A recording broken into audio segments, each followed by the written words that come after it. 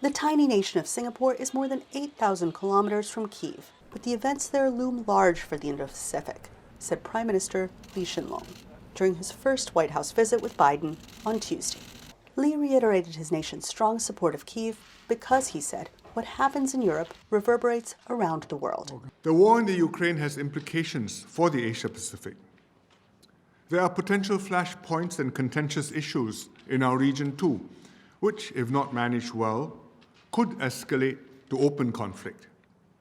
Countries with interests in the region need to pursue all efforts to settle disagreements through peaceful means so that we can avoid reaching a point of no return. Biden, who spent much of the last week in Europe shoring up those alliances, underscored the importance of global unity against Russian aggression. Putin's war is unacceptable to nations in every region of the world, not just Europe, but in every region of the world. It's an attack on the core international principles that underpin peace and security and prosperity everywhere, including in the Indo-Pacific. Today, Singapore and the United States are united and sending the message to all nations, regardless of their size or population. They are equal in their rights on the global stage. They have a right to sovereignty and territorial integrity and to determine their own future, free from violence and intimidation. Lee is the first leader from the Association of Southeast Asian Nations to visit the White House during the Biden administration. On Monday, he met with Secretary of Defense Lloyd Austin.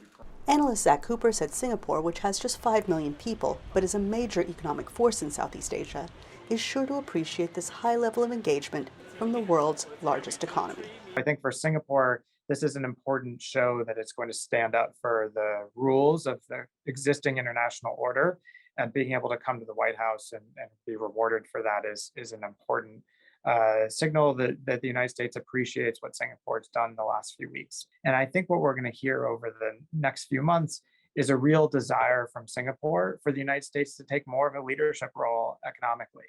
And I'm sure they will have passed that along in this White House visit. And regional experts say this small nation has a lot to offer the U.S. Last year alone, Singapore was America's 18th largest trade partner in the world and is also a free trade partner.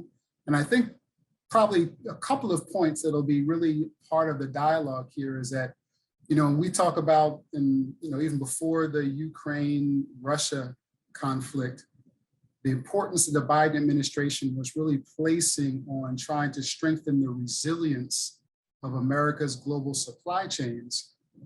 Singapore, in a number of key areas like energy and technology, is one of a major trading and distribution hubs for the Indo-Pacific region.